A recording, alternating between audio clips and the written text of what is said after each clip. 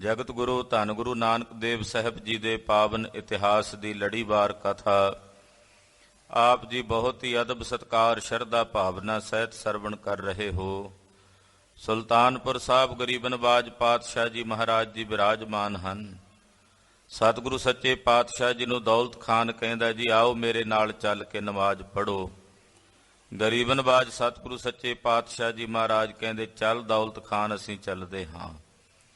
ਜਿੱਥੇ ਅਨੇਕਾਂ ਮੁਸਲਮਾਨ ਇਕੱਠੇ ਸੀ, ਜੁਮੇ ਦੀ ਨਮਾਜ਼ ਦਾ ਦਿਨ ਹੈ, ਸੁਲਤਾਨਪੁਰ ਸਾਹਿਬ ਦੇ ਅਨੇਕਾਂ ਲੋਕ ਆਣ ਇਕੱਤਰ ਹੋਏ ਨੇ, ਜਿਨ੍ਹਾਂ ਦੇ ਮਨ ਵਿੱਚ ਇਸ ਤਰ੍ਹਾਂ ਦਾ ਡਰ ਤੇ ਸਹਿਮ ਹੈ, ਜਾਪਦਾ ਨਾਨਕ ਕਿਤੇ ਇਸਲਾਮ ਕਬੂਲ ਕਰ ਲੈਣਗੇ।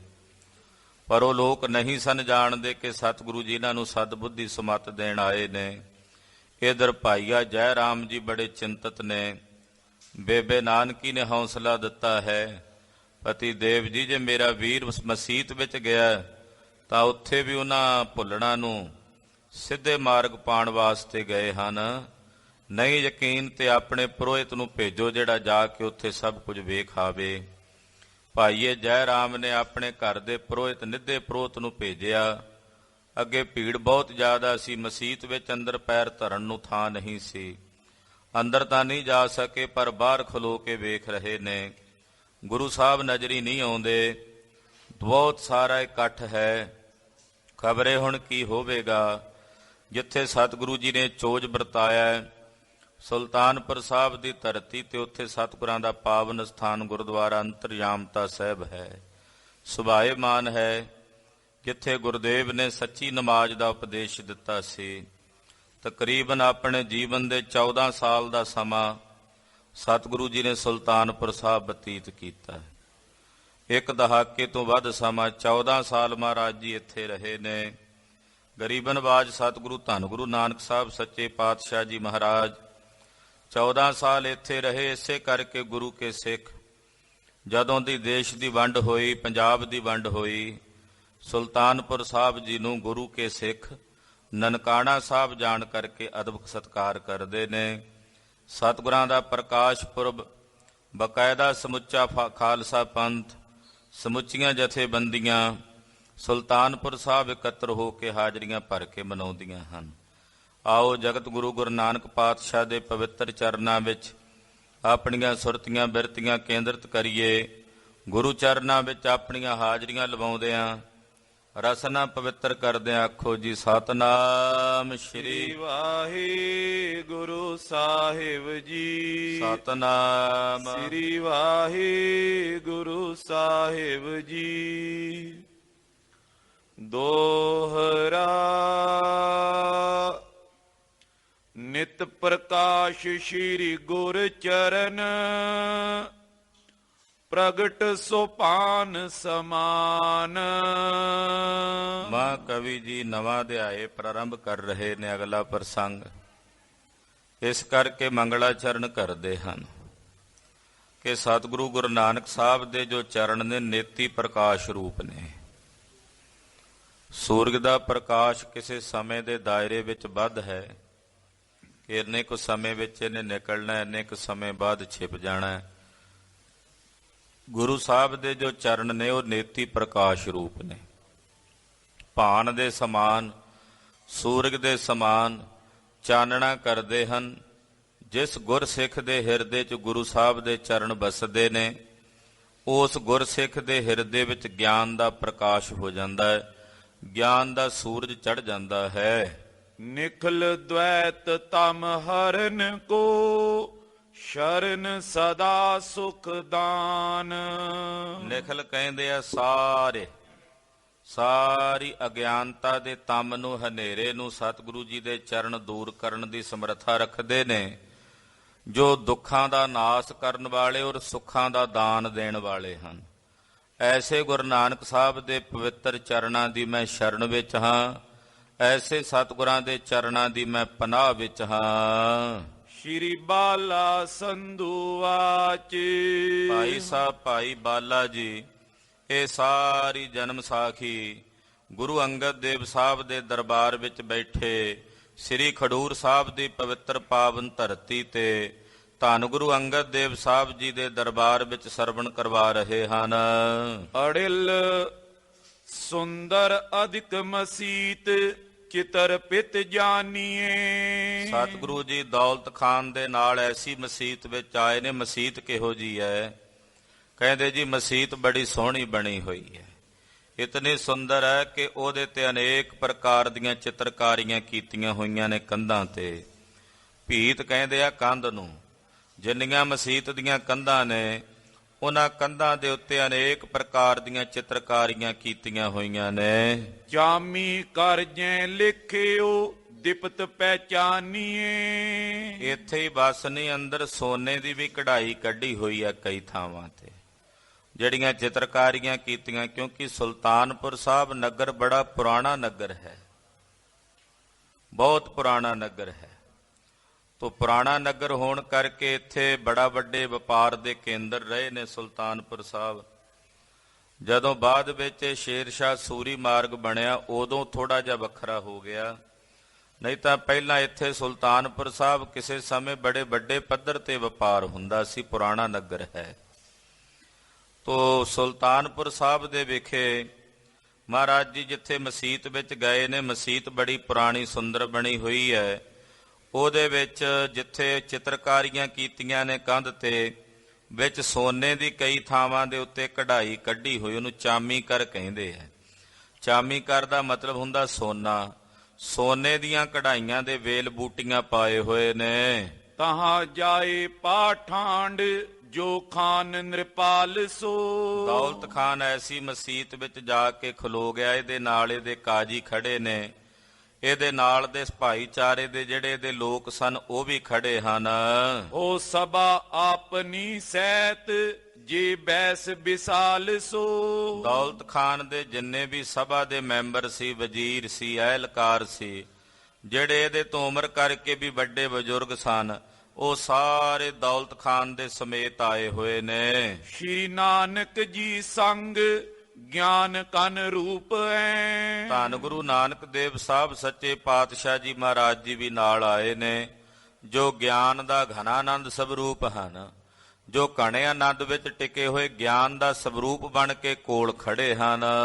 ਬਿਕਸਿਓ ਕਮਲ ਵਿਸਾਲ ਸੋ ਬਦਨੇ ਅਨੂਪ ਹੈ। ਸਤਿਗੁਰੂ ਜੀ ਦਾ ਮੁੱਖ ਮੰਡਲ ਕਮਲ ਦੇ ਫੁੱਲ ਵਾਂਗੂ ਖਿੜਿਆ ਹੋਇਆ, ਬੜਾ ਹੀ ਸੁੰਦਰ ਹੈ। ਸਤਿਗੁਰਾਂ ਦਾ ਮੁੱਖ ਮੰਡਲ ਕਮਲ ਦੇ ਫੁੱਲ ਵਾਂਗੂ ਮਹਾਰਾਜ ਜੀ ਦਾ ਚਿਹਰਾ ਵਿਗਸਿਆ ਹੋਇਆ, ਖਿੜਿਆ ਹੋਇਆ ਹੈ। ਹਰਕ ਸ਼ੋਕ ਜਿਨ ਨਹੀਂ ਆਨੰਦੈ ਏਕ ਰਸ।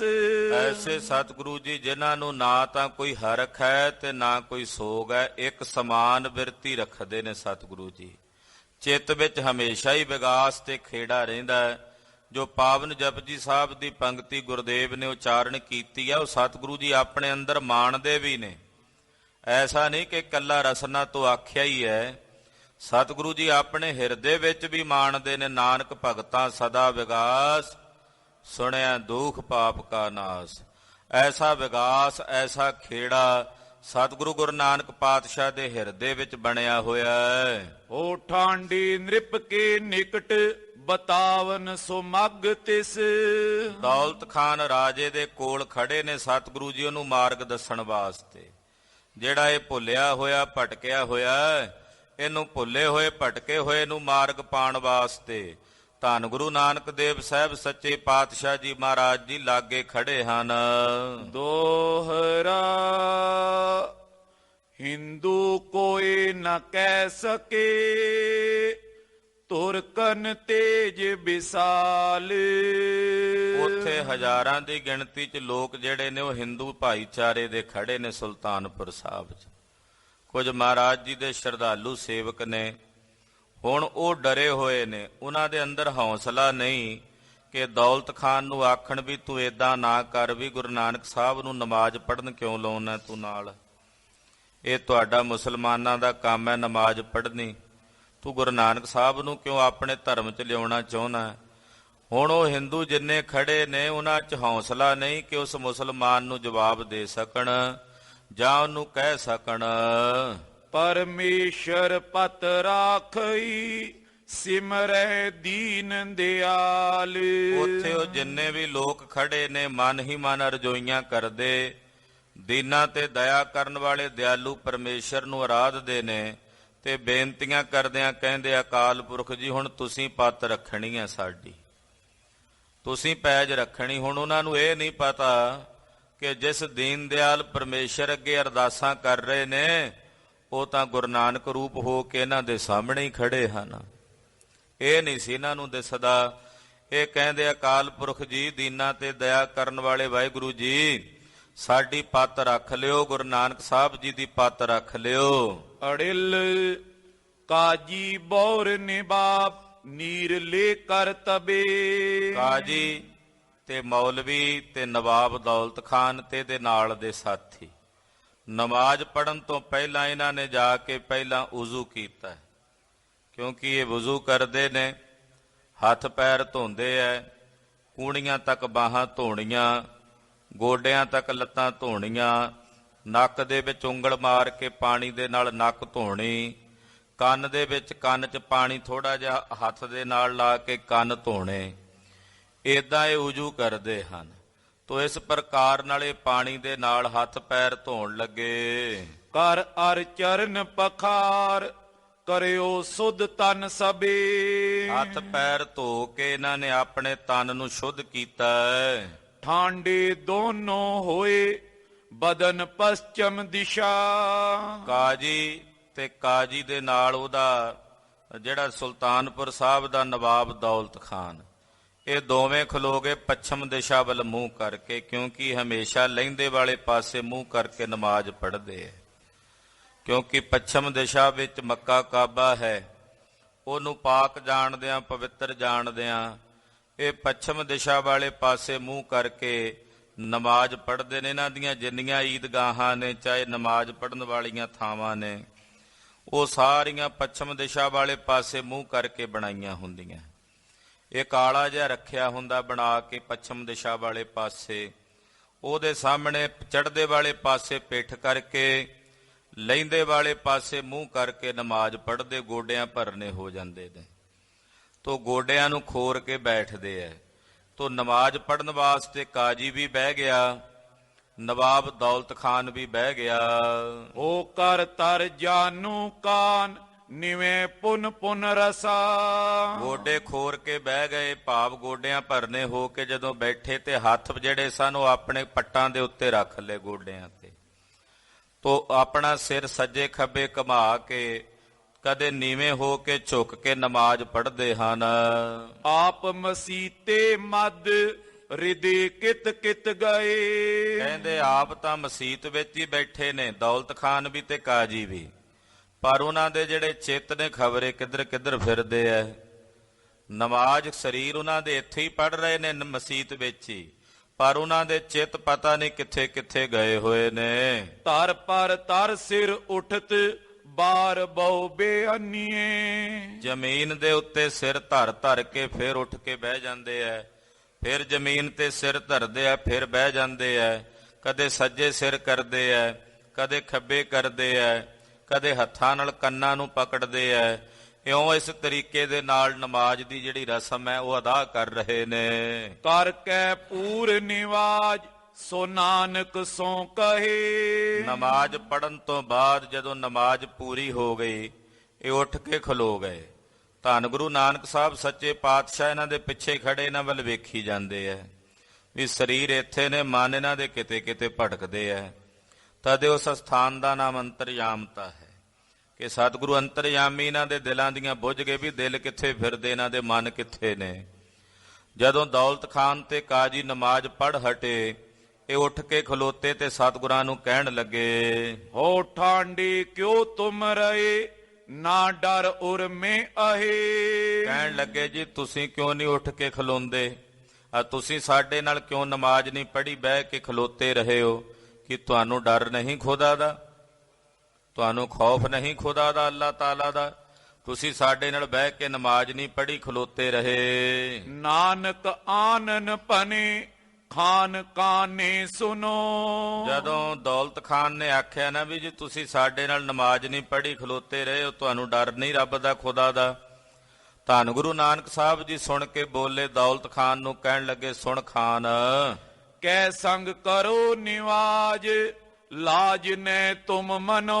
ਮਹਾਰਾਜ ਜੀ ਕਹਿੰਦੇ ਸ਼ਰਮ ਨਹੀਂ ਆਉਂਦੀ ਦੌਲਤ ਖਾਨ ਤੈਨੂੰ, ਲਾਜ ਨਹੀਂ ਆਉਂਦੀ? ਅਸੀਂ ਕਿਹਦੇ ਨਾਲ ਨਮਾਜ਼ ਪੜ੍ਹਦੇ, ਤੁਹਾਡੇ ਚੋਂ ਕਿਹਦੇ ਨਾਲ ਅਸੀਂ ਨਮਾਜ਼ ਅਦਾ ਕਰਦੇ? ਤੁਹਾਨੂੰ ਤਾਂ ਸ਼ਰਮ ਕੋਈ ਨਹੀਂ, ਲਾਜ ਕੋਈ ਨਹੀਂ। ਠਾਂਡੇ ਆਪ ਮਸੀਤ ਨਾ ਮਨ ਠਹਿਰਾਇਆ। ਆਪ ਤੁਸੀਂ ਇੱਥੇ ਮਸੀਤ 'ਚ ਖੜੇ ਹੋਏ ਹੋ, ਪਰ ਮਨ ਇੱਥੇ ਨਹੀਂ ਠਹਿਰਾਇਆ। ਮਨ ਨੂੰ ਤੁਸੀਂ ਇੱਥੇ ਨਹੀਂ ਰੋਕਿਆ, ਸਰੀਰ ਤੁਸੀਂ ਇੱਥੇ ਠਹਿਰਾਏ ਹੋਏ ਨੇ। ਹੋ ਸਿਜਦੇ ਸਮੇਂ ਸੰਕਲਪ ਕੰਧਾਰ ਪਠਾਇਆ। ਦੌਲਤ ਖਾਨ ਸਜਦਾ ਕਰਨ ਵੇਲੇ ਤੂੰ ਆਪਣਾ ਮਨ ਕੰਧਾਰ ਭੇਜਿਆ ਹੋਇਆ ਸੀ। ਸਜਦਾ ਕਰਨ ਵੇਲੇ ਤੂੰ ਆਪਣਾ ਮਨ ਕੰਧਾਰ ਭੇਜਿਆ ਹੋਇਆ ਸੀ। ਕਰਤ ਖਰੀਦ ਤੁਰੰਗ ਤਰਲ ਮਨ ਤਰ ਲਿਆ। ਔਰ ਜਾ ਕੇ ਘੋੜੇ ਖਰੀਦਦਾ ਫਿਰਦਾ ਸੀ, ਆਪਣੇ ਤਰਲ ਚੰਚਲ ਮਨ ਨੂੰ ਤਰਲ ਕਰਦਾ ਫਿਰਦਾ ਸੀ। ਹੋਰ ਤੇ ਤਰਲ ਤੇ ਚੰਚਲ ਘੋੜੇ ਖਰੀਦਦਾ ਫਿਰਦਾ ਸੀ ਕੰਧਾਰ ਜਾ ਕੇ। ਕੂਰੇ ਬੀਚ ਮਸੀਤ ਨਿਵੇਂ ਕਬ ਸਰ ਲਿਆ। ਮਹਾਰਾਜ ਜੀ ਕਹਿੰਦੇ ਇੱਥੇ ਝੂਠਾ ਹੀ ਸੀਸ ਝੁਕਾਉਂਦਾ ਫਿਰਦਾ ਸੀ, ਇੱਥੇ ਝੂਠਾ ਹੀ ਸੀਸ ਝੁਕਾ ਕੇ ਸਜਦਾ ਕਰੀ ਜਾਂਦਾ ਸੀ। ਮਨ ਤਾਂ ਤੇਰਾ ਕੰਧਾਰ ਪਹੁੰਚਿਆ ਹੋਇਆ ਸੀ, ਉੱਥੇ ਜਾ ਕੇ ਘੋੜੇ ਖਰੀਦਦਾ ਫਿਰਦਾ ਸੀ। ਇੱਥੇ ਤਾਂ ਝੂਠੀ ਨਮਾਜ਼ ਅਦਾ ਕਰ ਰਿਹਾ ਸੀ ਤੂੰ। ਇੱਥੇ ਤਾਂ ਵਿਖਾਵਾ ਕਰਨ ਲਈ ਲੋਕਾਂ ਨੂੰ ਵੀ ਮੈਂ ਨਮਾਜ਼ ਪੜ੍ਹਦਾ, ਸਰੀਰ ਝੁਕਾ ਕੇ ਸੀਸ ਝੁਕਾ ਕੇ ਝੂਠੀ ਨਮਾਜ਼ ਪੜ੍ਹ ਰਿਹਾ ਸੀ। ਇਹ ਸੱਚੀ ਨਮਾਜ਼ ਨਹੀਂ। ਤਨ ਨਮਾਜ਼ੀ ਬਣਾਇਆ, ਮਨ ਨਮਾਜ਼ੀ ਨਹੀਂ ਬਣਾਇਆ। ਤੇ ਜੇ ਤਨ ਨਮਾਜ਼ੀ ਆ, ਮਨ ਨਮਾਜ਼ੀ ਨਹੀਂ ਬਣਿਆ, ਤਾਂ ਐਸੀ ਨਮਾਜ਼ ਪੜ੍ਹਨ ਦਾ ਕੋਈ ਲਾਭ ਨਹੀਂ ਹੈ। ਨਵਾਬ ਦੌਲਤ ਖਾਨ। ਹਾਂਜੀ। ਜੈ ਕਰਨੀ ਸੋ ਮੂਲ ਨਾ ਥਿਰ ਉਰ ਮੈਂ ਕਰਾ। ਜਿਹੜੀ ਕਰਨੀ ਦੇ ਵਿੱਚ ਤੂੰ ਆਪਣਾ ਮਨ ਰੋਕਣਾ ਸੀ, ਉੱਥੇ ਨਹੀਂ ਰੋਕਿਆ। ਉੱਥੇ ਤੈਂ ਆਪਣੇ ਮਨ ਨੂੰ ਥਿਰ ਨਹੀਂ ਕੀਤਾ। ਹੋ ਬੇਸ ਬੰਦਗੀ ਧਰਿਓ ਦਸੋ ਦਿਸ਼ ਮਨ ਫੇਰਾ। ਸਰੀਰ ਦੇ ਉੱਤੇ ਬੇਸ ਬੰਦਗੀ ਵਾਲਾ ਧਾਰਨ ਕਰ ਲਿਆ ਤੇ ਮਨ ਤੇਰਾ ਦਸਾਂ ਦਿਸ਼ਾਵਾਂ 'ਚ ਭਟਕਦਾ ਫਿਰਦਾ। ਮਨ ਤੇਰਾ ਕਾਬਲ ਕੰਧਾਰ ਟੁਰਿਆ ਫਿਰਦਾ। ਕਹਿ ਕਾਜੀ ਤੁਮ ਪਾਜ ਬਖਾਨਤ ਡਰ ਨਹੀਂ। ਸੁਣ ਕੇ ਕੋਲ ਕਾਜੀ ਖੜਾ ਸੀ। ਦੌਲਤ ਖਾਨ ਤਾਂ ਨਹੀਂ ਬੋਲਿਆ, ਉਹਨੂੰ ਤਾਂ ਪਤਾ ਸੀ ਵੀ ਮੇਰੀ ਕਰਤੂਤ ਦਾ ਇਹਨਾਂ ਨੂੰ ਪਤਾ ਹੈ। ਕਾਜੀ ਕੋਲੋਂ ਬੋਲ ਪਿਆ। ਕਾਜੀ ਕਹਿਣ ਲੱਗਾ, ਨਾਨਕ ਜੀ ਤੁਹਾਨੂੰ ਖੁਦਾ ਦਾ ਡਰ ਨਹੀਂ, ਖੁਦਾ ਦਾ ਖੌਫ ਨਹੀਂ, ਇਹ ਕੀ ਆਖਦੇ ਹੋ? ਖਰਿਓ ਹਦੂਰ ਨਿਬਾਬ ਨਾ ਬੋਲੋ ਸਮਝਈ। ਤੁਹਾਡੇ ਸਾਹਮਣੇ ਨਵਾਬ ਦੌਲਤ ਖਾਨ ਖੜਾ ਤੇ ਤੁਸੀਂ ਸਮਝ ਕੇ ਨਹੀਂ ਬੋਲਦੇ। ਤੁਸੀਂ ਸਿਆਣਪ ਦੇ ਨਾਲ, ਸਮਝ ਦੇ ਨਾਲ ਨਹੀਂ ਬੋਲੇ।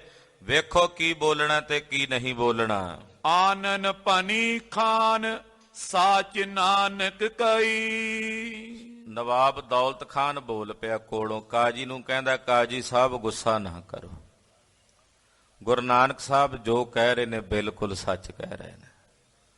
ਵਾਕਈ ਇਹ ਜਾਣੀ ਜਾਣਦੇ ਤੇ ਜਾਣਦੇ ਨੇ। ਇਹਨਾਂ ਨੇ ਜੋ ਕਿਹਾ ਉਹ ਸੱਚ ਕਿਹਾ। ਹੋ ਮਨ ਮਮ ਗਇਓ ਕੰਧਾਰ ਸਮੇਂ ਸਿਜਦੇ ਸਈ। ਜਦੋਂ ਮੈਂ ਸਜਦਾ ਕਰ ਰਿਹਾ ਸੀ ਨਾ, ਮੇਰਾ ਮਨ ਉਸ ਵੇਲੇ ਵਾਕਈ ਕੰਧਾਰ ਗਿਆ ਹੋਇਆ ਸੀ।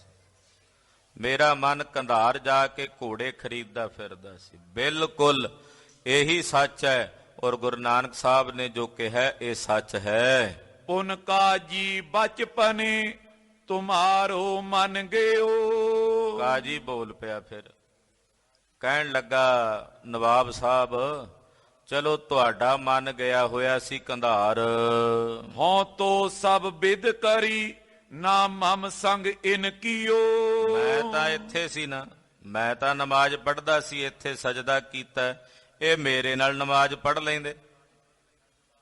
ਚਲੋ ਤੁਸੀਂ ਨਹੀਂ ਸੀ ਇੱਥੇ, ਤੁਹਾਡਾ ਮਨ ਕੰਧਾਰ ਸੀ, ਮੈਂ ਤਾਂ ਇੱਥੇ ਹੀ ਸਾਂ ਨਾ, ਤੇ ਮੇਰੇ ਨਾਲ ਨਮਾਜ਼ ਪੜ੍ਹ ਲੈਂਦੇ। ਮੇਰੇ ਨਾਲ ਕਿਉਂ ਨਹੀਂ ਪੜ੍ਹੀ ਇਹਨਾਂ ਨੇ ਨਮਾਜ਼?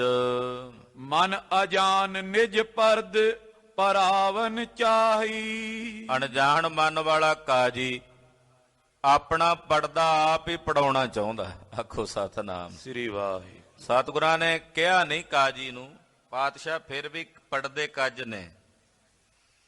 ਮਹਾਰਾਜ ਜੀ ਤਾਂ ਪੜਦੇ ਕੱਜਦੇ ਆ। ਮਹਾਰਾਜ ਜੀ ਨੇ ਦੌਲਤ ਖਾਨ ਨੂੰ ਕਿਹਾ, ਕਾਜੀ ਨੂੰ ਨਹੀਂ ਸੀ ਆਖਿਆ ਵੀ ਤੇਰਾ ਮਨ ਗਿਆ ਹੋਇਆ।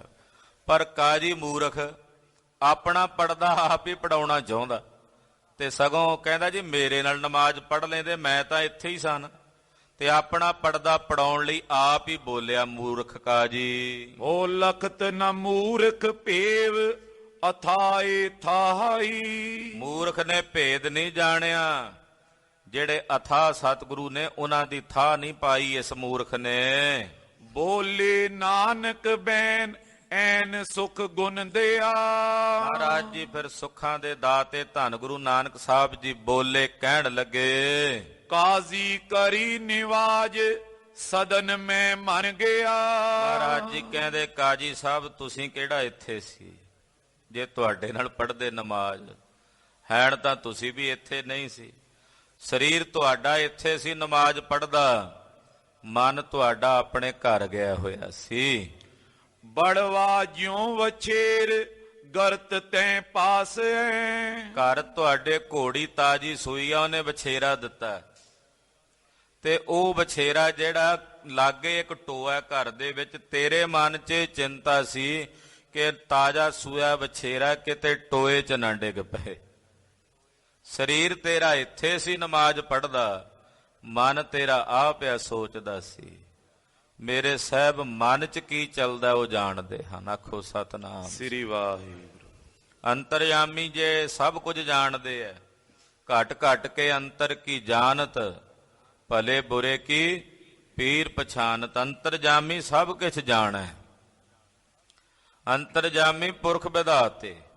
ਸਤਿਗੁਰੂ ਜੀ ਸਭ ਦੇ ਦਿਲਾਂ ਦੀਆਂ ਜਾਣਦੇ। ਬੰਦਾ ਸਾਰਿਆਂ ਤੋਂ ਛੁਪਾ ਸਕਦਾ ਹੈ, ਪਰ ਰੱਬ ਤੋਂ ਨਹੀਂ ਛੁਪਾ ਸਕਦਾ, ਨਿਰੰਕਾਰ ਤੋਂ ਨਹੀਂ ਛੁਪਾ ਸਕਦਾ।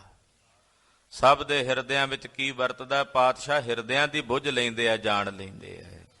ਮਹਾਰਾਜ ਜੀ ਕਹਿੰਦੇ, ਕਾਜੀ ਸਾਹਿਬ ਮਨ ਤੁਹਾਡਾ ਘਰ ਗਿਆ ਹੋਇਆ ਸੀ ਕਿ ਕਿਤੇ ਵਿਛੇਰਾ ਟੋਏ ਵਿੱਚ ਨਾ, ਖੱਡੇ ਵਿੱਚ ਨਾ ਡਿੱਗ ਪਵੇ। ਹੋ ਤੈ ਮੈਨੇ ਗਿਰ ਪਰੇ ਬਹੁਤ ਵਿਸ਼ਵਾਸ। ਤੇਰਾ ਮਨ ਬਾਰ-ਬਾਰ ਉਧਰ ਜਾਂਦਾ ਸੀ, ਤੂੰ ਨਮਾਜ਼ ਇੱਥੇ ਪੜ੍ਹਦਾ ਸੀ, ਤੇ ਬਾਰ-ਬਾਰ ਮਨ ਉਧਰ ਜਾਂਦਾ ਸੀ ਕਿਤੇ ਵਿਛੇਰਾ ਨਾ ਡਿੱਗ ਪਵੇ ਟੋਏ ਵਿੱਚ।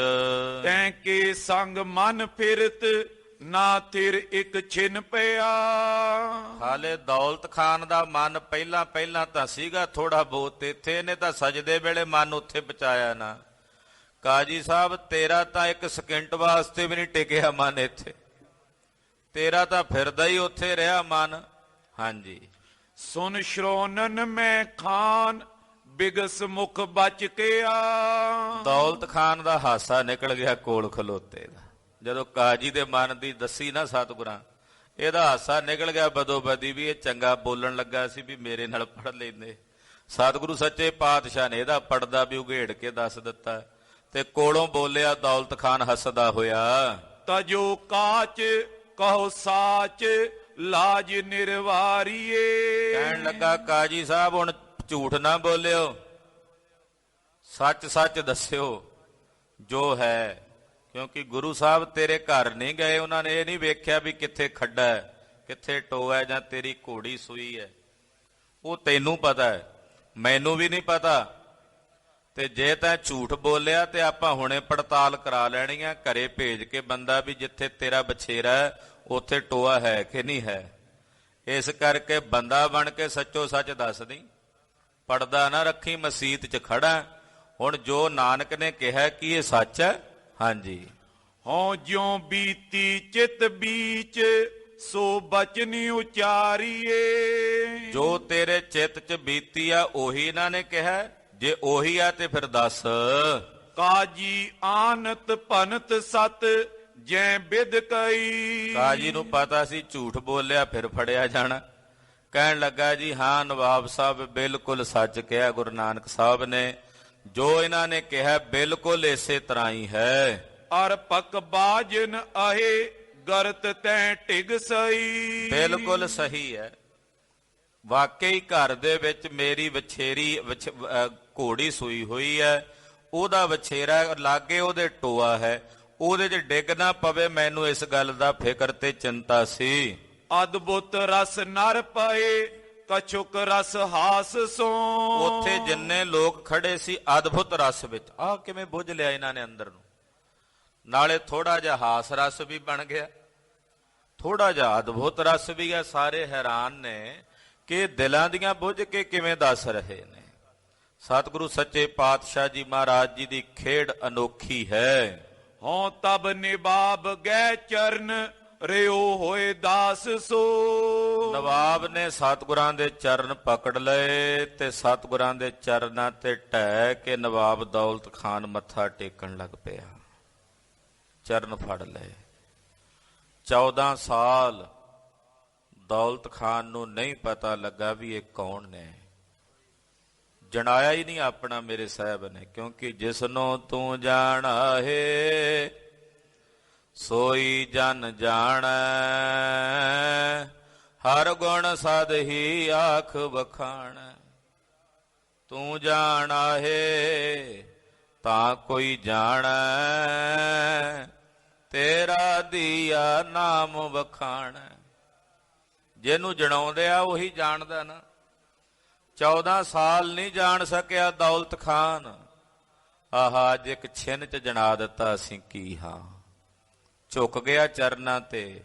ਧੰਨ ਗੁਰੂ ਨਾਨਕ ਸਾਹਿਬ ਜੀ ਦੇ ਪਵਿੱਤਰ ਚਰਨ ਪਕੜ ਕੇ ਮੱਥਾ ਟੇਕਦਾ ਹੈ। ਸਿਰ ਪੀਰਨ ਕੇ ਪੀਰ, ਪੀਰ ਹਰ ਮੇਰੀਆ।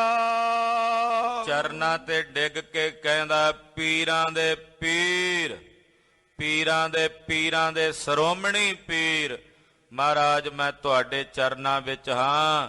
ਮੇਰੀ ਪੀੜ ਹਰ ਲਵੋ, ਮੇਰੀ ਪੀੜਾ ਨਿਵਾਰ ਦਿਓ। ਸਤਿ ਸ੍ਰੀ ਅਕਾਲ। ਆਹ ਵੇਖੋ ਪੰਕਤੀ ਕੈਸੀ ਸੁੰਦਰ ਮਹਾਂਕਵੀ ਜੀ ਲਿਖਦੇ। ਸਿਰ ਪੀਰਨ ਕੇ ਪੀਰ, ਪੀਰ ਹਰ ਮੇਰੀਆ। ਸਿਰ ਪੀਰਨ ਕੇ ਪੀਰ, ਮਹਾਰਾਜ ਪੀਰਾਂ ਦੇ ਸ਼੍ਰੋਮਣੀ ਪੀਰ ਹੋ ਤੁਸੀਂ। ਪੀਰਾਂ ਦੇ ਪੀਰ ਸ਼੍ਰੋਮਣੀ ਪੀਰ ਹੋ। ਪੀਰ ਹਰ ਮੇਰੀਆ। ਪੀਰ ਪੀਰ ਕਹਿੰਦੇ ਪੀੜਾ ਨੂੰ। ਮੇਰੀ ਪੀੜਾ ਹਰ ਲਵੋ ਮਹਾਰਾਜ, ਮੇਰੀ ਪੀੜਾ ਦੂਰ ਕਰ ਦਿਓ। ਮੈਂ ਤੁਹਾਡੀ ਪਨਾਹ ਵਿੱਚ ਹਾਂ, ਤੁਹਾਡੀ ਸ਼ਰਨ ਵਿੱਚ ਹਾਂ। ਗੁਨੀ ਗਾਈਰ ਸਰੀਰ, ਸ਼ਰਨ ਮੈਂ ਤੇਰੀਆ। ਏ ਗੁਣੀ ਗਹੀਰ ਸੁਆਮੀ, ਤੁਸੀਂ ਸਰੀਰ ਧਾਰਨ ਕਰਕੇ ਆਇਓ। ਮੈਂ ਤੁਹਾਡੀ ਸ਼ਰਨ ਵਿੱਚ ਹਾਂ, ਮੈਂ ਤੁਹਾਡੀ ਪਨਾਹ ਵਿੱਚ ਹਾਂ। ਜਪ ਤਪ ਸੰਜਮ ਧਰਮ ਨਾ ਕਮਾਇਆ, ਸੇਵਾ ਸਾਧਨਾ ਜਾਣਿਆ ਹਰ ਰਾਇਆ। ਕਹੋ ਨਾਨਕ ਹਮ ਨੀਚ ਕਰਮਾ, ਸਰਣ ਪਰੇ ਕੀ ਰੱਖੋ ਸਰਵਾ। ਸਰਮ ਪਈ ਨਾਰਾਇਣ, ਮਹਾਰਾਜ ਤੁਹਾਡੀ ਸ਼ਰਨ ਵਿੱਚ ਆ। ਕਿਰਪਾ ਕਰੋ ਮਹਾਰਾਜ, ਤੁਮਰੀ ਸ਼ਰਨ ਤੁਮਾਰੀ ਆਸਾ। ਤੁਮ ਹੀ ਸਜਨ ਸੁਹੇਲੇ, ਰਾਖੋ ਰਾਖਣ ਹਾਰ ਦਿਆਲਾ। ਨਾਨਕ ਘਰ ਕੇ ਗੋਲੇ, ਮਹਾਰਾਜ ਤੁਹਾਡੀ ਸ਼ਰਨ ਚ ਹਾਂ, ਰੱਖ ਲਓ। ਤੁਮਰੀ ਸ਼ਰਨ ਤੁਮਾਰੀ ਆਸਾ, ਤੁਮਰੀ ਸ਼ਰਨ ਤੁਮਾਰੀ ਆਸਾ। ਤੁਮਰੀ ਸ਼ਰਨ ਤੁਮਾਰੀ ਆਸਾ, ਤੁਮਰੀ ਸ਼ਰਨ ਤੁਮਾਰੀ ਆਸਾ। ਤੁਮਰੀ ਸ਼ਰਨ ਤੁਮਾਰੀ ਆਸਾ, ਤੁਮਰੀ ਸ਼ਰਨ ਤੁਮਾਰੀ ਆਸਾ। ਤੁਮਰੀ ਸ਼ਰਨ ਤੁਮਾਰੀ ਆਸਾ, ਤੁਮਰੀ ਸ਼ਰਨ ਤੁਮਾਰੀ ਆਸਾ। ਤੁਮ ਹੀ ਸਜਨ ਸੁਹੇਲੇ, ਤੁਮ ਹੀ ਸਜਨ ਸੁਹੇਲੇ। ਤੁਮ ਹੀ ਸਜਨ ਸੁਹੇਲੇ, ਤੁਮ ਹੀ ਸਜਨ ਸੁਹੇਲੇ। ਮਹਾਰਾਜ ਜੀ ਤੁਹਾਡੀ ਸ਼ਰਨ ਚ ਹਾਂ। ਦੌਲਤ ਖਾਨ ਕਹਿੰਦਾ ਮਹਾਰਾਜ ਮੈਂ ਤੁਹਾਡੀ ਸ਼ਰਨ ਚ ਹਾਂ। ਬ੍ਰਹਮ ਘਰ ਭੂਲੇ ਪੰਨਿਓ, ਭੇਵ ਨਹਿ ਜਾਣਿਆ। ਮਹਾਰਾਜ ਜੀ ਮੈਂ ਭਰਮ ਦੇ ਵਿੱਚ ਭੁੱਲਿਆ ਹੋਇਆ ਸਾਂ, ਮੈਂ ਤੁਹਾਡਾ ਭੇਦ ਨਹੀਂ ਸੀ ਜਾਣਿਆ। ਮੈਂ ਭਰਮ ਚ ਭੁੱਲਿਆ ਹੋਇਆ ਭਟਕਿਆ ਹੋਇਆ ਤੁਹਾਡੀ ਮਹਿਮਾ ਨਹੀਂ ਜਾਣ ਸਕਿਆ। ਹੋ ਬਖਸ਼ੋ ਔਗਣ ਮੋਰ ਅਜਾਨ ਬਖਾਨਿਆ। ਮਹਾਰਾਜ ਜੋ ਕੁਝ ਮੈਂ ਅਣਜਾਣ ਪੁਣੇ ਚ ਹੁਣ ਤਾਈਂ ਤੁਹਾਨੂੰ ਕਿਹਾ, ਮੈਨੂੰ ਔਗਣਿਆਰਾ ਜਾਣ ਕੇ ਕਿਰਪਾ ਕਰਕੇ ਬਖਸ਼ ਲੋ ਮੇਰੇ ਸਾਹਿਬ ਜੀ, ਬਖਸ਼ ਲੋ ਮਹਾਰਾਜ। ਮੈਂ ਔਗਣਿਆਰੇ ਨੂੰ, ਮੈਂ ਗੁਨਾਹਗਾਰ ਨੂੰ ਬਖਸ਼ ਲੋ ਮਹਾਰਾਜ। ਮੈਂ ਤੁਹਾਡੀ ਸ਼ਰਨ ਚ ਹਾਂ, ਅਣਜਾਣ ਪੁਣੇ ਚ ਹੀ ਕਿਹਾ ਹੁਣ ਤਾਈਂ ਜੋ ਆਖਿਆ ਹੈ। ਦੋਹਰਾ ਪੂਰਬ ਔਗਣ ਬਖਸ਼ ਕੇ ਅਬ ਦਿਓ ਨਿਜ ਉਪਦੇਸ਼। ਦੌਲਤ ਖਾਨ ਕਹਿੰਦਾ ਮਹਾਰਾਜ ਮੇਰੇ ਪੂਰਬਲੇ ਔਗਣ ਬਖਸ਼ ਕੇ, ਪਹਿਲੇ ਔਗਣ ਬਖਸ਼ ਕੇ ਅੱਗੇ ਮਾਰਗ ਪਾਓ, ਮੈਨੂੰ ਸ਼ੁਭ ਮਤੀ ਦਿਓ, ਸ਼ੁਭ ਉਪਦੇਸ਼ ਦੇ ਕੇ ਨਿਵਾਜੋ। ਹਾਥ ਬੰਦ ਬਿਨਤੀ ਕਰਤ ਦੌਲਤ ਖਾਨ ਨਰੇਸ਼। ਹੱਥ ਬੰਨ ਕੇ ਮਹਾਰਾਜ ਜੀ ਤੁਹਾਡੇ ਚਰਨਾਂ 'ਚ ਬੇਨਤੀ ਕਰਦਾ ਹਾਂ। ਦੌਲਤ ਖਾਨ ਨਰੇਸ਼ ਮਹਾਰਾਜ ਜੀ ਦੇ ਚਰਨਾਂ 'ਚ ਬੇਨਤੀ ਕਰਦਾ ਹੱਥ ਜੋੜ ਕੇ ਬਾਰੰਬਾਰ। ਤੁਮ ਖੁਦਾਏ ਕੇ ਰੂਪ ਅੰਤਰ ਜਾਮੀ ਸਰਬ। ਮਹਾਰਾਜ ਤੁਸੀਂ ਖੁਦਾ ਦਾ ਰੂਪ ਹੋ, ਤੁਸੀਂ ਅੰਤਰਜਾਮੀ ਹੋ, ਸਭ ਦਿਆਂ ਦਿਲਾਂ ਦੀਆਂ ਜਾਣਦੇ ਹੋ, ਦਿਲਾਂ ਦੇ ਮਹਿਰਮ ਹੋ। ਮੈਂ ਅਤ ਮੂੜ ਨਾ ਲਖ ਸਕੀਓ ਨਿਜ ਐਸ਼ਵਰਜ ਗਰਬ। ਮੈਂ ਆਪਣੇ ਰਾਜ ਭਾਗ ਦੇ ਐਸ਼ਵਰਜ ਵਿੱਚ ਮੱਤਿਆ ਹੋਇਆ ਸੀ, ਮੈਂ ਤੁਹਾਡੀ ਮਹਿਮਾ ਨੂੰ ਨਹੀਂ ਜਾਣ ਸਕਿਆ ਗਰੀਬ ਨਵਾਜ।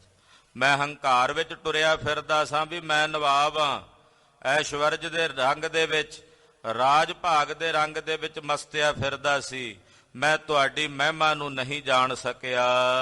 ਹੋਂ ਸਮੀਪ ਚਿਰ ਕਾਲ ਕੇ ਛੂਛ ਨਾ ਛੋਰੋ ਆਪ। ਮਹਾਰਾਜ 14 ਸਾਲ ਹੋ ਗਏ ਨੇ ਮੈਨੂੰ ਤੁਹਾਡੇ ਕੋਲ ਰਹਿੰਦਿਆਂ, ਤੁਹਾਨੂੰ ਮੇਰੇ ਕੋਲ ਰਹਿੰਦਿਆਂ। ਮਹਾਰਾਜ ਹੁਣ ਮੈਨੂੰ ਖਾਲੀ ਨਾ ਰਹਿਣ ਦਿਓ, ਮੈਨੂੰ ਖਾਲੀ ਨਾ ਛੱਡਿਓ ਗਰੀਬ ਨਵਾਜ। ਇੱਥੇ ਪਤਾ ਨਹੀਂ ਕਿੱਥੋਂ ਕਿੱਥੋਂ ਆ ਕੇ ਜੀਵ ਤੁਹਾਡੇ ਕੋਲੋਂ ਵਰੋਸਾਏ ਗਏ ਹਨ। ਮੈਂ ਤਾਂ ਤੁਹਾਡੇ ਪਾਸ ਰਹਿਣਾ, 14 ਸਾਲ ਬੀਤ ਗਏ ਨੇ ਤੁਹਾਡੇ ਕੋਲ। ਮਹਾਰਾਜ ਕਿਰਪਾ ਕਰੋ, ਦਇਆ ਕਰੋ, ਮੈਨੂੰ ਖਾਲੀ ਨਾ ਛੱਡਿਓ ਸਤਿਗੁਰੂ। ਬੇਬਸ ਮਨੇ ਕੋ ਬਸ ਕਰੋ ਹਰੀਏ ਤੀਨੋਂ ਤਾਪ। ਮੇਰਾ ਇਹ ਬੇਵਸ ਹੋਇਆ ਮਨ ਜਿਹੜਾ ਮੇਰੇ ਵਸ ਨਹੀਂ ਆਉਂਦਾ, ਮਹਾਰਾਜ ਕਿਰਪਾ ਕਰਕੇ ਇਹਨੂੰ ਵਸ ਕਰ ਦਿਓ ਤੁਸੀਂ। ਤੁਹਾਡੀ ਕਿਰਪਾ ਨਾਲ ਹੀ ਇਹਨੇ ਵਸ ਵਿੱਚ ਆਉਣਾ। ਮਹਾਰਾਜ ਦਇਆ ਕਰੋ, ਮੇਰਾ ਇਹ ਬੇਵਸ ਹੋਇਆ ਮਨ ਮੇਰੇ ਵਸ ਵਿੱਚ ਆ ਜਾਵੇ।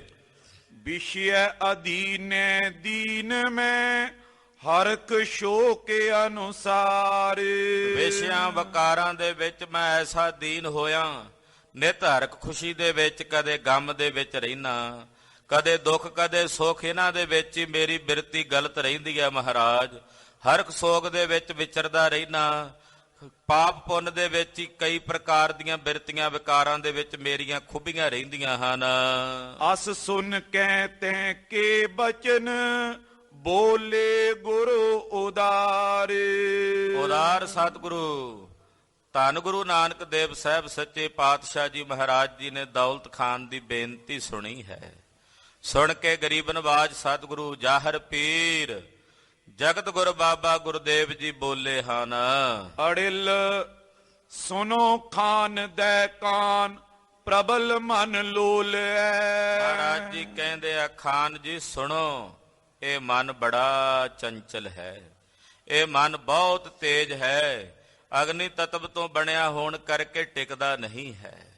ਇਹ ਅਗਨੀ ਤਤ ਤੋਂ ਬਣਿਆ ਚੰਚਲ ਹੈ, ਬਹੁਤ ਜ਼ਿਆਦਾ ਚੰਚਲ ਹੈ। ਜਾਂ ਕੋ ਰੋਕਨ ਕਠਨ ਰੁਕੇ ਤਾਂ ਅਮੋਲ ਹੈ। ਇਹਨੂੰ ਰੋਕਣਾ ਬੜਾ ਔਖਾ ਹੈ, ਪਰ ਜੇ ਰੁਕ ਜਾਏ ਨਾ ਤੇ ਫਿਰ ਇਹਦੇ ਵਰਗੀ ਚੀਜ਼ ਕੋਈ ਨਹੀਂ ਦੁਨੀਆ 'ਚ। ਇਹਨੂੰ ਰੋਕਣਾ ਹੀ ਔਖਾ ਹੈ, ਪਰ ਨਵਾਬ ਜੀ ਜੇ ਕਿਤੇ ਰੁਕ ਜਾਏ ਨਾ ਇਹ ਰੁਕ, ਫਿਰ ਇਹਦੇ ਵਰਗਾ ਮੋਲਕ ਪਦਾਰਥ ਨਹੀਂ ਹੈ ਕੋਈ ਸੰਸਾਰ ਵਿੱਚ। ਬਿਨ ਰੋਕੇ ਸਭ ਫੋਕ ਪਠਨ ਪੁਨ ਸੁਨਨ ਜੋ। ਜੇ ਮਨ ਨਹੀਂ ਰੁਕਿਆ ਤੇ ਬਿਨਾਂ ਰੋਕਿਆਂ ਇਹ ਪੜਨਾ ਇਹ ਸੁਣਨਾ ਸਭ ਫੋਕ ਹੈ, ਕਿਸੇ ਕੰਮ ਦਾ ਨਹੀਂ। ਜੇ ਮਨ ਹੀ ਨਹੀਂ ਰੁਕਿਆ, ਮਨ ਹੀ ਨਹੀਂ ਟਿਕਿਆ ਸ਼ਬਦ ਵਿੱਚ, ਫਿਰ ਕਾਹਦਾ ਪੜ੍ਹਨਾ ਤੇ ਕਾਹਦਾ ਸੁਣਨਾ। ਫਿਰ ਪੜ੍ਹਨਾ ਸੁਣਨਾ ਫੋਕ ਹੈ ਜੇ ਇਹ ਮਨ ਨਹੀਂ ਰੁਕਿਆ। ਹੋ ਪ੍ਰੇਮ ਨਾ ਉਪਜਤ ਰੰਚ, ਰਹੇ ਬਿਨ ਗੁਣਨ ਸੋ। ਜੇ ਮਨ, ਫਿਰ ਪ੍ਰੇਮ ਹੀ ਨਹੀਂ ਪੈਦਾ ਹੋਣਾ। ਪ੍ਰੇਮ ਤਾਂ ਪੈਦਾ ਹੋਵੇਗਾ ਜੇ ਮਨ ਟਿਕੇਗਾ। ਜੇ ਮਨ ਹੀ ਨਹੀਂ ਟਿਕਿਆ, ਪੜ੍ਹਿਆ ਸੁਣਿਆ, ਤੇ ਪ੍ਰੇਮ ਕਿਵੇਂ ਪੈਦਾ ਹੋਵੇਗਾ। ਤੇ ਬਿਨਾਂ ਪ੍ਰੇਮ ਤੋਂ ਪਾਰ ਬ੍ਰਹਮ ਪਰਮੇਸ਼ਰ ਦਾ ਸਵਰੂਪ ਨਹੀਂ ਜੇ ਲੱਭਦਾ। ਨਵਾਬ ਸਾਹਿਬ, ਪਰਮੇਸ਼ਰ ਦੇ ਸਵਰੂਪ ਦੀ ਪ੍ਰਾਪਤੀ ਨਹੀਂ ਹੁੰਦੀ ਖਾਨ ਜੀ। ਪਾਰਦ ਅੰਗੁਰੀ ਤਰੇ, ਸਥਿਰ ਕਿਉਂ ਹੋਤ ਹੈ। ਪਾਰਾ ਹੁੰਦਾ ਨਾ, ਪਾਰਾ, ਉਹਨੂੰ ਉਂਗਲੀ ਥੱਲੇ ਦੱਬ ਕੇ ਰੱਖੀਏ ਤੇ ਟਿਕਦਾ ਨਹੀਂ। ਜੇ ਉਹ ਉਂਗਲੀ ਥੱਲੇ ਦਬਾ ਕੇ ਵੀ ਪਾਰਾ ਨਹੀਂ ਟਿਕਦਾ। ਕਰੇ ਪ੍ਰਯਤਨ ਅਨੇਕ, ਸੋ ਵਹਿਰ ਉਦੋਤ ਹੈ। ਪਰ ਜੇ ਯਤਨ ਕਰੀਏ ਉਹਨੂੰ ਰੋਕਣ ਦਾ, ਪਾਰੇ ਨੂੰ, ਜਿਵੇਂ ਜਿਵੇਂ ਉਂਗਲੀ ਥੱਲੇ ਦੱਬੀਏ ਫਿਰ ਨਿਕਲ ਜਾਂਦਾ, ਫਿਰ ਦੱਬੀਏ ਫਿਰ ਨਿਕਲ ਜਾਂਦਾ, ਉਹ ਟਿਕਦਾ ਨਹੀਂ। ਜਬੇ ਸਿੱਧ ਮਿਲ ਜਾਤ, ਮਾਰ ਥਿਰ ਕਰਤ। ਪਰ ਜਦੋਂ ਕੋਈ ਸਿੱਧ ਪੁਰਸ਼ ਮਿਲ ਜਾਏ ਨਾ, ਤੇ ਉਸੇ ਪਾਰੇ ਨੂੰ ਮਾਰ ਕੇ ਉਹਦੀ ਭਸਮ ਬਣਾ ਲੈਂਦਾ। ਪਾਰੇ ਨੂੰ ਮਾਰ ਕੇ ਨਾ ਉਹਦਾ ਰਸਾਇਣ ਬਣਾ ਲੈਂਦਾ। ਜੇ ਪਾਰਾ ਮਾਰਨਾ ਬੜਾ ਔਖਾ ਹੁੰਦਾ ਹੈ, ਪਰ ਉਹਨੂੰ ਮਾਰਦਿਆਂ ਮਾਰਦਿਆਂ ਜੇ ਪਾਰਾ ਭਸਮ ਬਣ ਜਾਏ। ਹਉ ਤਿਉ ਮਨ ਸਤ ਗੁਰ ਮਿਲੇ, ਸਥਿਰਤਾ ਤਰਤ। ਜਦੋਂ ਭਸਮ ਬਣ ਜਾਂਦਾ ਨਾ, ਫਿਰ ਟਿਕ ਜਾਂਦਾ। ਮਹਾਰਾਜ ਜੀ ਕਹਿੰਦੇ ਇਸੇ ਤਰ੍ਹਾਂ ਇਹ ਮਨ ਪਾਰਾ ਹੈ, ਆਪਣੇ ਯਤਨ ਨਾਲ ਨਹੀਂ ਜੇ ਟਿਕਦਾ। ਪਰ ਜੇ ਕਿਤੇ ਗੁਰੂ ਰੂਪੀ ਸਿੱਧ ਮਿਲ ਜਾਏ ਨਾ, ਆਹਾ, ਗੁਰੂ ਰੂਪੀ ਸਿੱਧ ਮਿਲ ਜਾਏ, ਤੇ ਗੁਰੂ ਸਿੱਧ ਨਾਲ ਮਿਲ ਕੇ ਪਾਰੇ ਵਾਂਗੂ ਹੋਇਆ ਚੰਚਲ ਮਨ ਮਾਰਿਆ ਜਾਂਦਾ ਹੈ। ਜਿਉ ਤੁਰੰਗ ਮੁਖ ਤਾਨ, ਅਜਾਨ ਸਊਰ ਕੋ। ਗੁਰੂ ਦੀ ਕਿਰਪਾ ਨਾਲ ਟਿਕ ਜਾਂਦਾ। ਫਿਰ ਦੂਜੀ ਉਦਾਹਰਣ ਦਿੰਦੇ ਮਹਾਰਾਜ, ਕਹਿੰਦੇ ਜਿਵੇਂ ਕੋਈ ਬੜਾ ਚੰਚਲ ਘੋੜਾ ਹੁੰਦਾ ਨਾ, ਬਲੀ, ਉਹਦੇ ਤੇ ਸਵਾਰ ਹੋਵੇ ਕੋਈ ਸ਼ਾਹ, ਤੇ ਸ਼ਾਹ ਸਵਾਰ ਹੋ ਕੇ ਉਸ ਚੰਚਲ ਤੇ ਬਲੀ ਘੋੜੇ ਨੂੰ ਆਪਣੇ ਕਾਬੂ ਵਿੱਚ ਕਰ ਲੈਂਦਾ ਹੈ। ਸਵੇਛਾ ਤਰ ਲੰਗ ਦੂਰ, ਦੇਤ ਦੁਖ ਪੂਰ ਕੋ। ਕਹਿੰਦੇ ਜੇ ਉਹ ਚੰਚਲ ਘੋੜਾ ਨਾ, ਉਦਾਂ ਕਾਬੂ ਨਹੀਂ ਆਉਂਦਾ, ਬੜਾ ਦੁੱਖ ਦਿੰਦਾ। ਉਹ ਮੂੰਹ ਤਾਣਾ ਹੋ ਕੇ ਭੱਜਦਾ, ਕਦੇ ਚਰਖੀ ਮਾਰਦਾ, ਕਦੇ ਸਵਾਰ ਨੂੰ ਸੁੱਟਦਾ। ਚੜੇ ਸੁਜਾਨ ਸਊਰ, ਕਸਾ ਕਰ ਲਏ ਕੈ। ਉਸ ਘੋੜੇ ਤੇ ਕੋਈ ਮਾੜਾ ਸਵਾਰ ਹੋਵੇ, ਉਹਦੀ ਲੱਤ ਬਾਂਹ ਤੋੜ ਦਿੰਦਾ। ਪਰ ਜੇ ਕੋਈ ਚੰਗਾ ਚੰਡਿਆ ਹੋਇਆ ਸਵਾਰ ਉਸ ਘੋੜੇ ਤੇ ਸਵਾਰ ਹੋਵੇ ਨਾ, ਤੇ ਉਹ ਸਵਾਰ ਹੋਣ ਤੋਂ ਪਹਿਲਾਂ ਆਪਣੇ ਹੱਥ 'ਚ ਇੱਕ ਚਾਬਕ ਰੱਖਦਾ। ਉਹ ਚਾਬਕ ਰੱਖ ਕੇ ਹੱਥ ਵਿੱਚ ਫਿਰ ਉਸ ਘੋੜੇ ਤੇ ਸਵਾਰ ਹੁੰਦਾ ਹੈ। ਹੋਂ ਕਰੇ ਸੋ ਬਸ, ਮੁਖ ਮੈਂ ਕੰਟਕਾ ਦਏ ਕੈ। ਉਹਦੇ ਮੂੰਹ 'ਚ ਕੰਡਿਆਲਾ ਪਾ ਕੇ ਨਾ, ਕੰਡਿਆਂ ਵਾਲਾ ਇੱਕ ਕੰਡਿਆਲਾ ਹੁੰਦਾ ਲਗਾਮ, ਉਹ ਪਾ ਕੇ ਫਿਰ ਉਸ ਹੱਥ ਦੇ ਵਿੱਚ ਉਹ ਰੱਖਦਾ ਸੋਟੀ, ਛੜੀ, ਚਾਬਕ।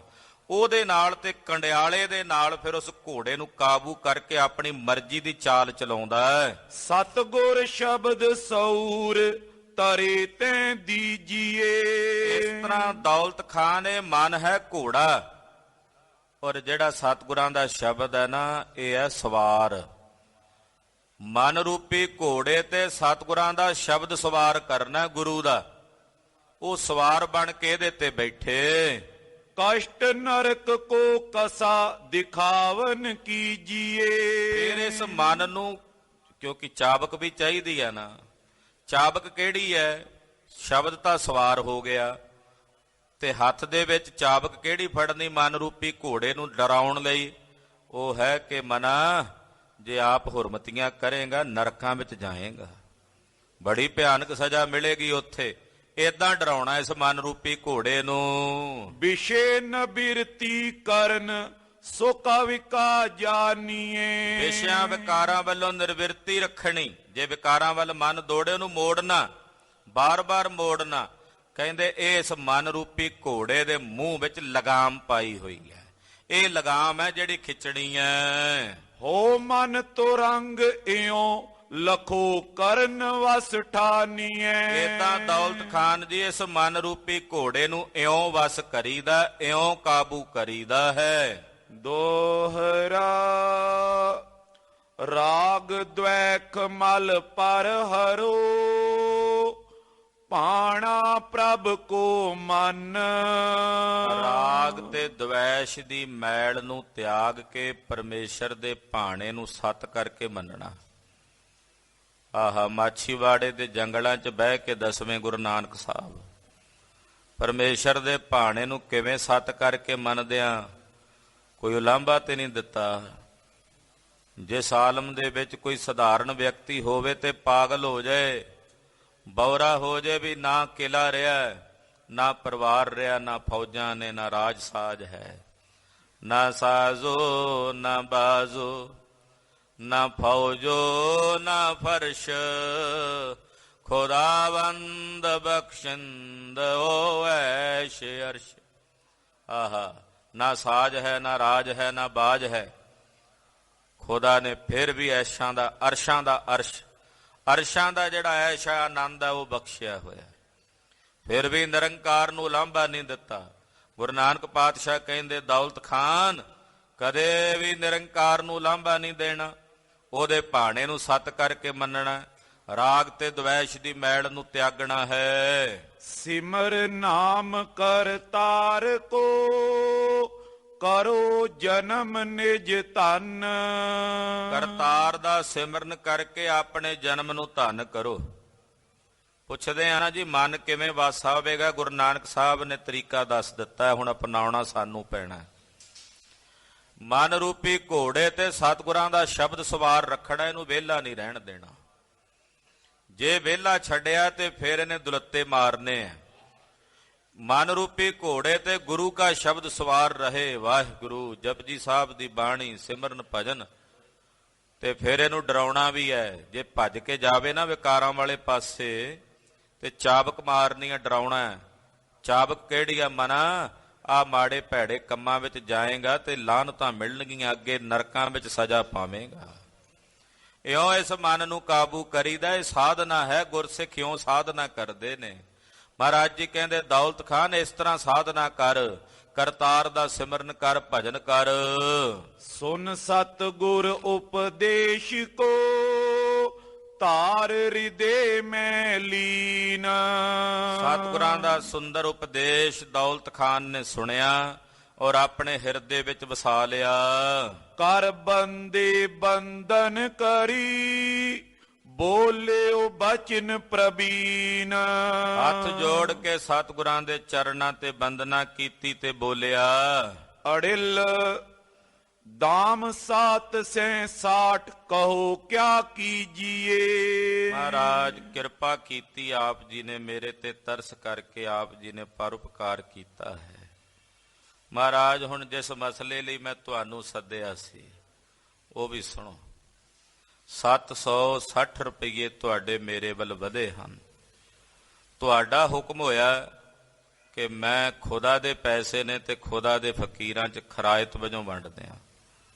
ਮਹਾਰਾਜ ਉਧਰ ਤੁਹਾਡੇ ਸਹੁਰਾ ਸਾਹਿਬ ਬਾਬਾ ਮੂਲ ਚੰਦ ਜੀ ਆਏ, ਉਹ ਕਹਿੰਦੇ ਆ ਵੀ ਇਹ ਪੈਸੇ ਗੁਰੂ ਨਾਨਕ ਸਾਹਿਬ ਦੇ ਬੱਚਿਆਂ ਨੂੰ ਦੇਣੇ ਆ। ਮਹਾਰਾਜ ਹੁਣ ਮੈਂ ਦੁਚਿੱਤੀ ਵੇਚਾਂ ਵੀ ਕੀ ਕਰਾਂ? ਤੁਹਾਡਾ ਹੁਕਮ ਮੰਨਾਂ ਕਿ ਬਾਬੇ ਮੂਲ ਚੰਦ ਜੀ ਦੀ ਬੇਨਤੀ ਨੂੰ ਮੰਨਾਂ? ਆਪ ਜੀ ਹੁਣ ਤੁਹਾਡੇ ਪੈਸੇ ਆਪ ਹੀ ਫੈਸਲਾ ਕਰ ਦਿਓ। ਸਤਿਗੁਰੂ ਗੁਰੂ ਨਾਨਕ ਸਾਹਿਬ ਸੱਚੇ ਪਾਤਸ਼ਾਹ ਦੌਲਤ ਖਾਨ ਦੇ ਨਾਲ ਵਾਰਤਾ ਕਰ ਰਹੇ ਨੇ। ਮਹਾਰਾਜ ਜੀ ਕਹਿੰਦੇ, ਅਸੀਂ ਤਾਂ ਦੇ ਦਿੱਤੇ ਆ ਦੌਲਤ ਖਾਨ, ਹੁਣ ਤੇਰੀ ਮਰਜ਼ੀ, ਜੋ ਤੂੰ ਮਰਜ਼ੀ ਕਰ। ਅਸੀਂ ਤਾਂ ਦੇ ਦਿੱਤੇ, ਹੁਣ ਇਹਦੇ ਤੇ ਸਾਡਾ ਹੱਕ ਨਹੀਂ ਰਿਹਾ। ਜਿਹੜੀ ਚੀਜ਼ ਦੇ ਦਿਓ ਨਾ, ਦਿੱਤੀ ਹੋਈ ਵਸਤੂ ਤੇ ਫਿਰ ਕੋਈ ਹੱਕ ਨਹੀਂ ਰਹਿ ਜਾਂਦਾ, ਜਿਹੜਾ ਦਾਨ ਹੀ ਕਰ ਦਿੱਤਾ। ਅੱਜ ਵਾਂਗੂ ਥੋੜੀ ਸਨ, ਮਹਾਰਾਜ ਸੱਚੇ ਪਾਤਸ਼ਾਹ ਪੂਰਨੇ ਪਾ ਰਹੇ ਆ ਸਿੱਖਾਂ ਨੂੰ ਵੀ ਸਿੱਖੋ, ਜਿਹੜੀ ਚੀਜ਼ ਦਾਨ ਕਰ ਦਈਏ ਨਾ, ਉਹਦੇ ਤੇ ਮੈਂ ਮੇਰੀ ਨਹੀਂ ਲਾਗੂ ਕਰੀ ਦੀ ਵੀ ਮੇਰੀ ਵਸਤੂ ਹੈ। ਅੱਜ ਜਿਵੇਂ ਕਈ ਆ ਕੇ ਪੁੱਛ ਲੈਂਦੇ, ਜੀ ਮੈਂ ਆਹ ਚੀਜ਼ ਗੁਰਦੁਆਰੇ ਚੜਾਈ ਸੀ, ਕਿੱਥੇ ਹੈ? ਪੁੱਛੋ ਕਦੋਂ ਚੜਾਈ ਸੀ? ਹੋ ਗਏ ਜੀ 5-7 ਸਾਲ। ਉਹ ਦਾਨ ਕਰਨ ਤੋਂ ਬਾਅਦ ਵੀ ਅਪਣੱਤ ਰਹੀ ਤੇ ਫਿਰ ਕਾਹਦਾ ਦਾਨ ਕੀਤਾ? ਮਹਾਰਾਜ ਕਹਿੰਦੇ, ਸਾਡੇ ਨਹੀਂ ਹੋਣੇ, ਤੈਨੂੰ ਦਿੱਤੇ, ਤੇਰੀ ਜੋ ਮਰਜ਼ੀ ਤੂੰ ਕਰ। ਆਪ ਹੀ ਕਹਿੰਦਾ ਮਹਾਰਾਜ, ਮੇਰਾ ਮਨ ਏਦਾਂ ਵੀ ਫਿਰ ਮੈਂ ਦੋਵੇਂ ਪੱਖ ਹੀ ਰੱਖ ਲਾਂ। ਵੀ 760 ਰੁਪਈਏ ਚੋਂ ਅੱਧੇ ਮੈਂ ਫਕੀਰਾਂ ਨੂੰ ਦੇ ਦਿਆਂ, ਤੁਹਾਡਾ ਬਚਨ ਮੰਨ ਲਵਾਂ, ਤੇ ਅੱਧੇ ਜਿਹੜੇ ਨੇ ਉਹ ਬਾਬੇ ਮੂਲ ਚੰਦ ਨੂੰ ਦੇ ਦਿਆਂ। ਇਹ ਫੈਸਲਾ ਹੋ ਰਿਹਾ। ਉਹ ਕਥਾ ਆਪ ਜੀ ਅਗਲਿਆਂ ਪ੍ਰਸੰਗਾਂ ਵਿੱਚ ਸਰਵਣ ਕਰੋਗੇ। ਗਰੀਬ ਨਵਾਜ ਸਤਿਗੁਰੂ ਗੁਰੂ ਨਾਨਕ ਸਾਹਿਬ ਜੀ ਦਾ ਪਾਵਨ ਪਵਿੱਤਰ ਇਤਿਹਾਸ ਕਥਨ ਕਰਦਿਆਂ ਹੋਈਆਂ ਭੁੱਲਾਂ ਚੁੱਕਾਂ ਦੀ ਖਿਮਾ। ਰਾਖੋ ਰਾਖਣ ਹਾਰ ਦਿਆਲਾ, ਰਾਖੋ ਰਾਖਣ ਹਾਰ ਦਿਆਲਾ, ਰਾਖੋ ਰਾਖਣ ਹਾਰ ਦਿਆਲਾ, ਰਾਖੋ ਰਾਖਣ ਹਾਰ ਦਿਆਲਾ, ਰਾਖੋ ਰਾਖਣ ਹਾਰ ਦਿਆਲਾ, ਰਾਖੋ ਰਾਖਣ ਹਾਰ ਦਿਆਲਾ, ਰਾਖੋ ਰਾਖਣ ਹਾਰ ਦਿਆਲਾ, ਰਾਖੋ ਰਾਖਣ ਹਾਰ ਦਿਆਲਾ। ਨਾਨਕ ਘਰ ਕੇ ਗੋਲੇ, ਨਾਨਕ ਘਰ ਕੇ ਗੋਲੇ, ਨਾਨਕ ਕਰ ਕੇ ਗੋਲੇ, ਨਾਨਕ ਕਰ ਕੇ ਗੋਲੇ। ਵਾਹਿਗੁਰੂ ਵਾਹਿਗੁਰੂ, ਵਾਹਿਗੁਰੂ ਵਾਹਿਗੁਰੂ, ਵਾਹਿਗੁਰੂ ਵਾਹਿਗੁਰੂ, ਵਾਹਿਗੁਰੂ ਵਾਹਿਗੁਰੂ, ਵਾਹਿਗੁਰੂ ਵਾਹਿਗੁਰੂ, ਵਾਹਿਗੁਰੂ ਵਾਹਿਗੁਰੂ, ਵਾਹਿਗੁਰੂ ਵਾਹਿਗੁਰੂ, ਵਾਹਿਗੁਰੂ ਵਾਹਿਗੁਰੂ, ਵਾਹਿਗੁਰੂ ਵਾਹਿਗੁਰੂ, ਵਾਹਿਗੁਰੂ ਵਾਹਿਗੁਰੂ, ਵਾਹਿਗੁਰੂ ਵਾਹਿਗੁਰੂ, ਵਾਹਿਗੁਰੂ ਵਾਹਿਗੁਰੂ। ਹੇ ਅਚੁੱਤ ਹੈ ਪਾਰ ਬ੍ਰਹਮ, ਅਬਨਾਸੀ ਅਗਨਾਸ, ਹੇ ਪੂਰਨ ਹੈ ਸਰਬ ਮੈਂ, ਦੁਖ ਭੰਜਨ ਗੁਣ ਤਾਸ, ਹੇ ਸੰਗੀ ਹੈ ਨਿਰੰਕਾਰ, ਹੇ ਨਿਰਗੁਣ ਸਭ ਟੇਕ, ਹੇ ਗੋਬਿੰਦ ਹੈ ਗੁਣ ਨਿਧਾਨ, ਜਾਂ ਕੇ ਸਦਾ ਬਵੇਕ, ਹੇ ਅਪਰੰਪਰ ਹਰ ਹਰੇ, ਹੈ ਪੀਓ ਅਣਹਾਰ, ਹੇ ਸੰਤ ਕੈ ਸਦਾ ਸੰਗ, ਨਿਧਾਰਾ ਆਧਾਰ, ਠਾਕੁਰ ਹਾਂ ਦਾਸਰੋ, ਮੈਂ ਨਿਰਗੁਣ ਗੁਣ ਨਹੀਂ ਕੋਏ, ਨਾਨਕ ਦੀਜੈ ਨਾਮ ਦਾਨ, ਰਾਖੋਈਐ ਪਰੋਏ, ਪ੍ਰਭ ਸ਼ਰਣਾਗਤੀ, ਕਿਰਪਾ ਨਿਧ ਦਿਆਲ, ਏਕ ਅਖਰ ਹਰ ਮਨ ਬਸਤ, ਨਾਨਕ ਓਤ ਨਿਹਾਲ, ਵਾਹਿਗੁਰੂ ਨਾਮ ਜਹਾਜ ਹੈ, ਜੜੇ ਸੋ ਤੇਰੇ ਪਾਰ, ਜੋ ਸ਼ਰਦਾ ਕਰ ਸੇਵੰਦੇ, ਗੁਰ ਪਾਰਿ ਉਤਾਰਨ ਹਾਰ।